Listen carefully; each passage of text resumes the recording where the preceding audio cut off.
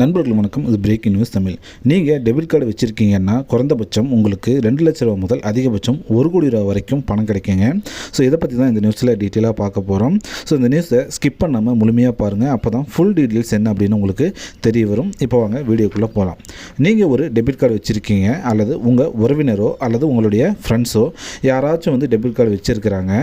So எதிர்பாராத விதமாக உங்களுடைய நண்பரோ அல்லது நீங்களோ சாலை விபத்து மூலியமாகவோ அல்லது விமான விபத்தின் மூலியமாகவோ நீங்கள் வந்து உயிரிழக்க நேரிட்டாலோ அல்லது உங்களுக்கு ஏதாச்சும் கைகால் இழப்பு ஏற்பட்டாலோ நீங்கள் நாமினியாக செலக்ட் பண்ணக்கூடிய அந்த நபருக்கு குறைந்தபட்சமாக 2 லட்சத்துலேருந்து அதிகபட்சமாக 1 கோடி ரூபாய் வரைக்கும் பணம் கிடைக்குங்க. இந்த விஷயத்தை எந்த பேங்க்கும் மக்களுக்கு வந்து டைரெக்டாக இன்ஃபார்ம் பண்ணுறதே கிடையாது. ஸோ அதனால தான் நம்ம இந்த நியூஸை வந்து அப்டேட் பண்ணியிருக்கோம். ஸோ நம்ம இந்த வீடியோவில் இந்த இன்சூரன்ஸுக்கு எப்படி அப்ளை பண்ணுறது, இந்த இன்சூரன்ஸ் ஸ்கீமோட நன்மைகள் என்னென்ன, ஸோ இந்த பணத்தை நாம் எப்படி கிளைம் பண்ணுறது, இதுக்கு தேவையான ஆவணங்கள் என்னென்ன அப்படிங்கிறத பற்றி ஃபுல்லாக டீட்டெயிலாக பார்க்கலாங்க. முதல்ல இது எந்தெந்த பேங்க்கில் இந்த வசதியை வழங்கிட்டு வராங்கன்னு பார்த்தீங்கன்னா HDFC, SBI, ICICI, Kotak Mahindra, DBS அப்படிங்கிற இந்த பேங்க்கெல்லாம் கொடுத்துட்ருக்குறாங்க. இது மட்டும் இல்லாமல் இன்னும் ஒரு சில பேங்க்கெல்லாம் பார்த்திங்கன்னா இந்த இன்சூரன்ஸை வந்து கொடுத்துட்டு தான் இருக்காங்க. ஆனால் மக்களுக்கு வந்து இதுக்கான விழிப்புணர்வு இல்லைங்க. இதை பற்றி யாருக்குமே மேக்ஸிமம் தெரியறதே கிடையாது. அதனால் நிறைய பேர் பார்த்திங்கன்னா சாலை விபத்தில் மரணம் அடைஞ்சாலோ அல்லது ஏதாச்சும் உடல் ஊனம் வந்து ஏற்பட்டால் கூட இந்த விஷயத்தை தெரியாமல் அவங்க வந்து இருந்துடுறாங்க. இப்போ வாங்க கொஞ்சம் வீடியோக்குள்ளே கொஞ்சம் டீட்டெயிலாக பார்க்கலாம். இதுக்காக ஒவ்வொரு வருஷமும் ஒரு குறிப்பிட்ட அமௌண்ட்டை பார்த்திங்கன்னா உங்கள் பேங்க்கு உங்கள் கிட்டேருந்து கட்டணமாக வந்து பெற்றுக்கிறாங்க. ஸோ ஒவ்வொரு பேங்க்லேயும் வசூலிக்கக்கூடிய இந்த கட்டணமானது டிஃபர் ஆகுங்க. ஸோ ஒவ்வொரு பேங்க்லேயும் எவ்வளோ அமௌண்ட் ஆனது கட்டணமாக வாங்குறாங்க அப்படிங்கிறத பற்றி டீட்டெயிலாக தெரிஞ்சுக்குவோம். ஃபஸ்ட்டு SBI டெபிட் கார்டுக்கு எவ்வளோ அப்படின்னு வந்து தெரிஞ்சுக்கலாம். ஸோ ஸ்டேட் பேங்க் ஆஃப் இந்தியாவில் 4 வகையான டெபிட் கார்டு கொடுக்குறாங்க. ஒவ்வொரு டெபிட் கார்டுக்கும் உங்களுக்கு கிடைக்கக்கூடிய அமௌண்ட் ஆனது டிஃபர் ஆகுங்க. அதே மாதிரி நீங்கள் கட்டக்கூடிய அந்த கட்டணமும் பார்த்திங்க அப்படின்னா டிஃபர் ஆகும்.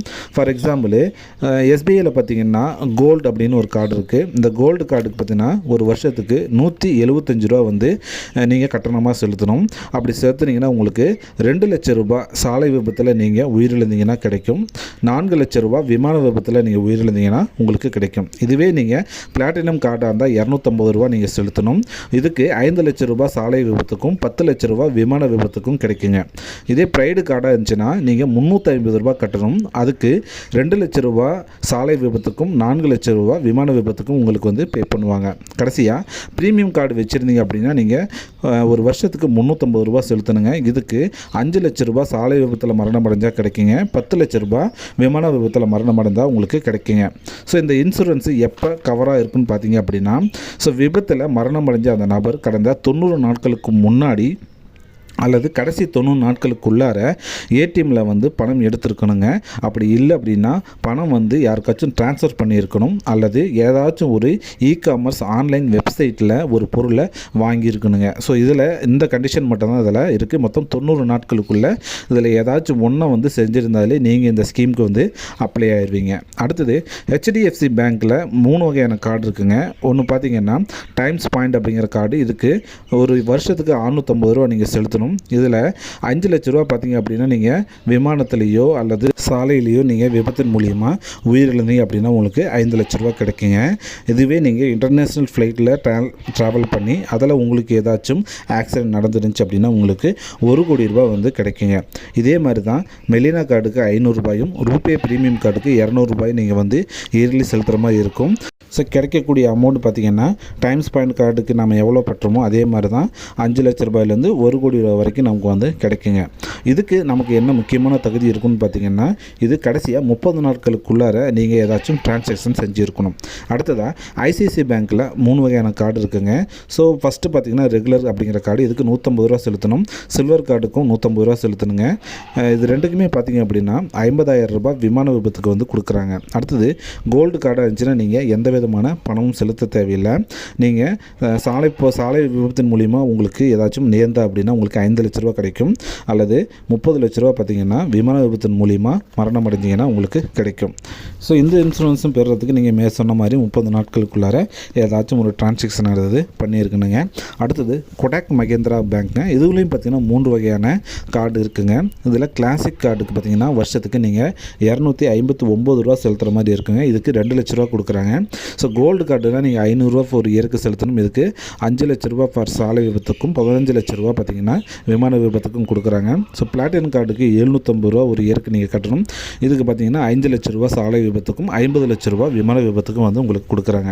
இதுவும் கடைசி 30 நாட்களுக்குள்ளே ஏதாச்சும் டிரான்சாக்ஷன் ஆனது பண்ணியிருக்கணுங்க. அடுத்தது டிபிஎஸ் இந்தியா அப்படிங்கிற இந்த கார்டுக்கு பார்த்திங்கன்னா இன்ஃபினிட்டி அப்படிங்கிற ஒரு டெபிட் கார்டு கொடுக்குறாங்க. இதுக்கு நீங்கள் எந்த விதமான கட்டணம் செலுத்த தேவையில்லை. ஸோ இதில் நீங்கள் மரணம் அடைஞ்சிருந்தீங்க அப்படின்னா 5 லட்ச ரூபா உங்களுக்கு சாலை விபத்துக்கும் 1 கோடி ரூபா பார்த்திங்க அப்படின்னா உங்களுக்கு விமான விபத்துக்கும் கொடுக்குறாங்க. சரி, இதுக்கு நாம் எப்படி அப்ளை பண்ணுறதுன்னு பார்த்திங்கன்னா ஒரு பேங்க் சொல்லக்கூடிய டேர்ம்ஸ் அண்ட் கண்டிஷனை பொறுத்து தான் ஒரு நாமினியானது செலக்ட் பண்ணப்படுவாங்க. ஸோ அவங்க செலக்ட் பண்ண அந்த நாமினி பார்த்திங்க அப்படின்னா இந்த அமௌண்ட்டை வந்து பெற்றுக்கொள்ளலாம். அப்படி இல்லைன்னா வேறு ஒருவரும் பார்த்திங்கன்னா நீங்கள் வந்து உரிமை கோரலாம். ஏன்னா ஒரு சில பேங்க் அக்கௌண்ட்டில் பார்த்திங்கன்னா நாமினியை நம்ம செலக்ட் பண்ணியிருக்க மாட்டோம்.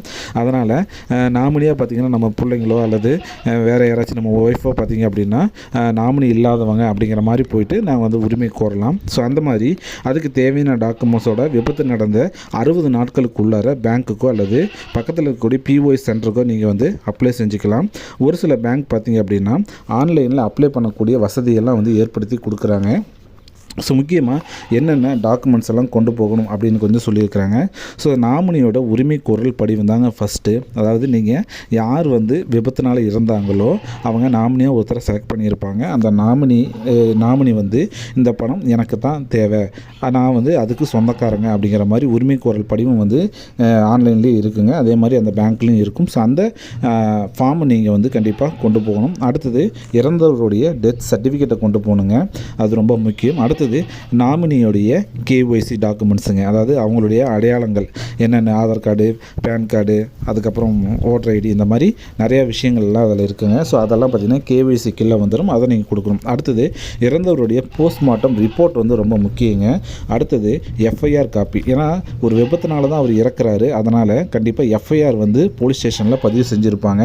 ஸோ அந்த எஃப்ஐஆர் காப்பியானது கண்டிப்பாக கொடுக்கணுங்க. அடுத்தது ஸோ விபத்துனால மரணம் அடைஞ்சிருந்தாங்க அப்படின்னா கண்டிப்பாக அது ஒரு நியூஸ் பேப்பரில் ஒரு செய்தியாக வந்திருக்குங்க.